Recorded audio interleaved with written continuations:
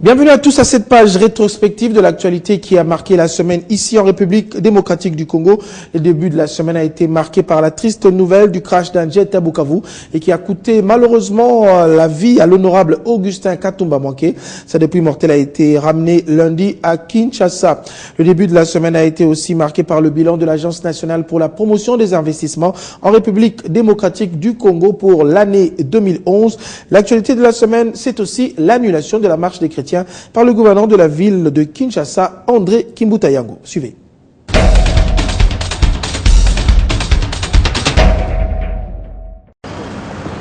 C'est à 13h heure locale que l'avion en provenance du Sud Kivu est arrivé à l'aéroport d'Ndjili. Personnalités politiques et membres de sa famille politique se sont déplacés en masse pour rendre un dernier hommage à l'ambassadeur Augustin Katumba Mwanke. Après l'aéroport, les cortèges funèbres se dirigeaient vers le boulevard Lumumba, direction morgue de clinique Ngalima dans la commune de La Gombe. Sur place, la consternation est totale. Ses collaborateurs, le député élu et membres du gouvernement sont inconsolables. Modèle de loyauté, fidélité envers les chefs de l'État et les institutions de la République. Augustin Katumba Mwanke aura marqué son temps à cause de sa culture d'homme d'État, dévoué au travail, discret, fidèle à sa vision politique, dans le moment favorable ou non. Au siège du PPRD, l'arrivée du corps du camarade Augustin Katumba Mwanke, c'est les larmes et la désolation. Avec un cœur brisé, le secrétaire général du PPRD prononce ce mot de circonstance dans l'émotion totale. À la résidence privée de l'illustre disparu, sous la pluie, le chef de l'État, Joseph Kabila Kabange, est venu se recueillir devant le corps d'un fidèle collaborateur aujourd'hui disparu. Député élu, l'honorable Katumba Mwanke n'aura pas exercé son mandat. Vaillant travailleur, il a succombé en plein exercice de ses fonctions pour la nation congolaise. Après Samba Kaputo, la mort de Katumba Mwanke est un coup dur pour la majorité présidentielle.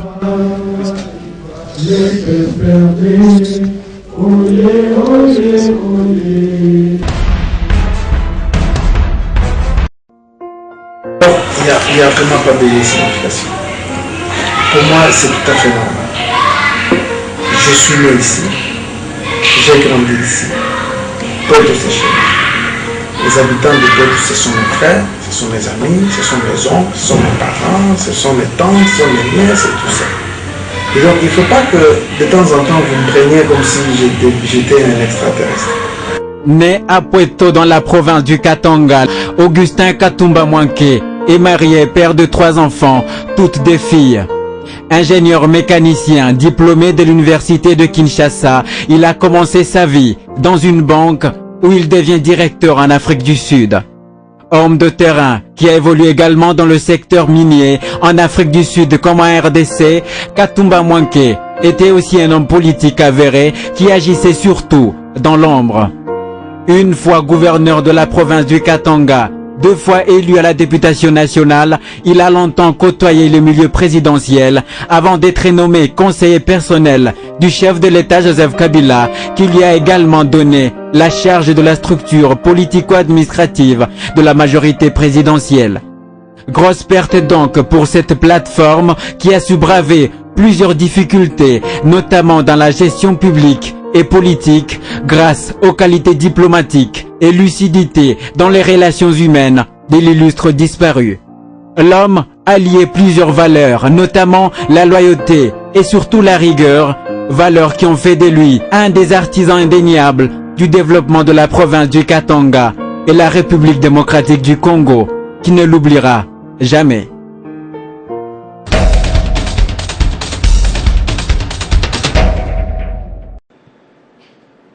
C'est au cours de cette rencontre avec la presse que le directeur général de l'ANAPI, Mathias Boaboa-Kayembe, a présenté les statistiques des investissements agréés en 2011, dont les résultats sont aujourd'hui visibles. Pour l'année 2011, 156 projets d'une valeur de 2 624 153 $ américains ont été agréés, dont 78 projets de création, 58 de diversification et 22 projets de modernisation. Ces projets sont créateurs de 12 170 emplois sur toute l'étendue du pays.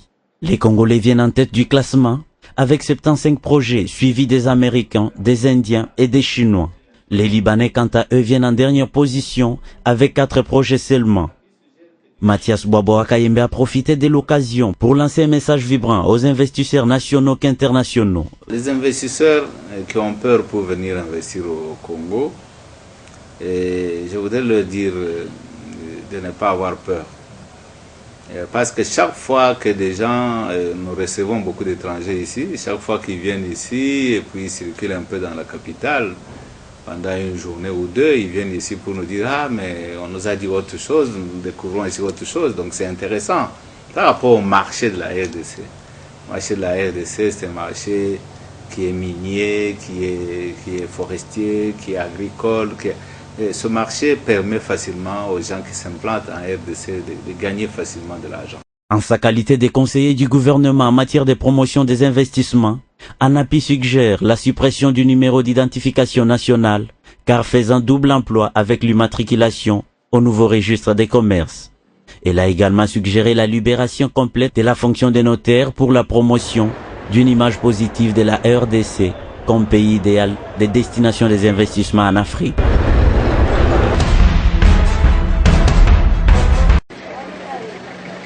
Le petit commerce revient au peuple congolais, tel qu'est stipulé par la loi en République démocratique du Congo. C'est mardi après-midi, le ministre de l'économie nationale, Jean-Pierre Darwezi, inspecte le marché de Somba-Zeguida. Ici, les vendeuses et vendeurs d'oignons et ail se plaignent du comportement des étrangers, chinois et autres, qui s'évertuent à vendre en détail les petits articles. Le ministre précise. Le chef du gouvernement avait pris un décret pour accorder une sorte de moratoire par rapport à la loi de 73, la loi particulière sur le commerce. Il est dit dans ce moratoire, c'est un décret du Premier ministre, que le petit commerce, il réaffirme en fait que le petit commerce revient exclusivement aux Congolais. Sauf quelques cas particuliers où les Congolais n'ont pas encore suffisamment de spécialités. Alors, il s'est fait que les opérateurs, les commerçants, constatent de plus en plus que plutôt que de se retirer du petit commerce, les étrangers renforcent leur position dans le petit commerce. Des sanctions doivent être prises, crie cette femme. Sinon, elles descendront à la rue pour revendiquer leurs droits. Ce n'est pas fini. Au nom du gouvernement, Jean-Pierre Darwezi rassure que le petit peuple ne devra pas peiner dans ce secteur de petits commerces en RDC. Rendez-vous pris pour ce mercredi, les ministres de l'économie nationale, les vendeuses et vendeurs de Somba-Zeguida en causerie et inspection des prix au marché de Somba-Zeguida.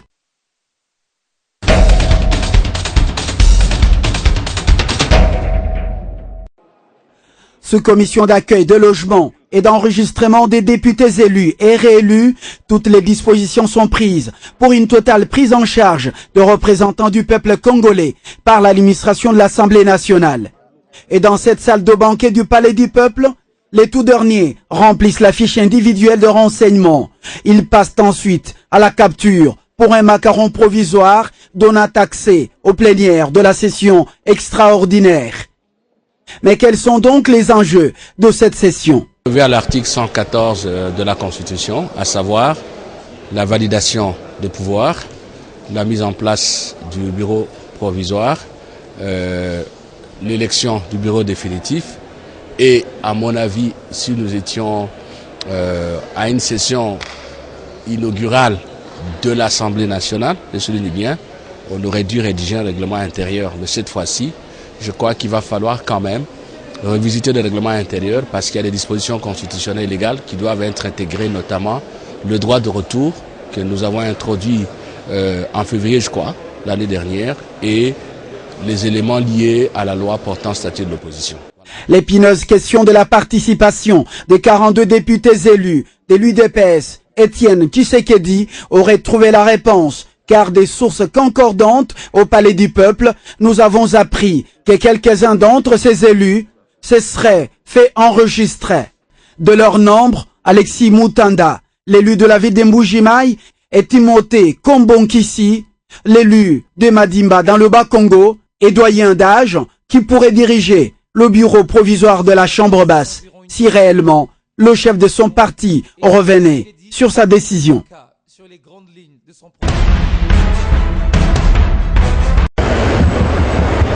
24 heures avant la marche en mémoire des victimes chrétiens tombées sous la répression de l'armée de Mobutu il y a 20 ans, les interrogations foisonnent encore au gouvernorat de la ville de Kinshasa sur la structure organisatrice de cette dernière qui, selon le gouverneur de la ville de Kinshasa, André Kimbuta, n'a laissé aucune trace d'elle, à part la lettre de demande qui aussi a été déposée au-delà du délai légal, en croire l'exécutif provincial. Le premier préalable, ils doivent écrire 72 heures avant.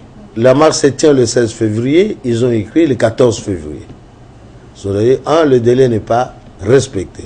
La structure est dénommée Conseil de l'apostolat des laïcs catholiques qui se dit agir au nom de l'Église catholique qui, jusqu'à présent, n'a pas aussi répondu à la lettre lui adressée par le gouvernorat de la ville au sujet de cette marche dont les organisateurs n'ont donné ni adresse ni itinéraire en vue d'une éventuelle mesure d'encadrement de l'hôtel de ville. Ignorons leur adresse physique puisqu'ils n'ont rien signalé, ou il n'y a même pas un seul contact, le délai n'étant pas respecté, mais il y a un repère, je vis catholique, je me suis adressé à l'église catholique. L'objet sollicité ne peut pas être accepté par la ville parce que la loi qui organise les manifestations donne certains préalables et ces préalables ne sont pas remplis, acceptés, respectés par l'organisateur. La population quinoise est appelée à vaquer librement à ses occupations ce jeudi 16 février. La fin de la semaine en RDC a été marquée par l'ouverture de la session extraordinaire au Parlement pour la nouvelle législature et l'installation du bureau provisoire dirigé par un élu de l'UDPS. L'actualité, c'était aussi les obsèques de l'honorable Katumba Mwanke à Poeto, son village natal. En fin de semaine, l'hymne national du 14e sommet de la francophonie qui se tiendra à Kinshasa a été présenté au ministre de la Coopération internationale et régionale.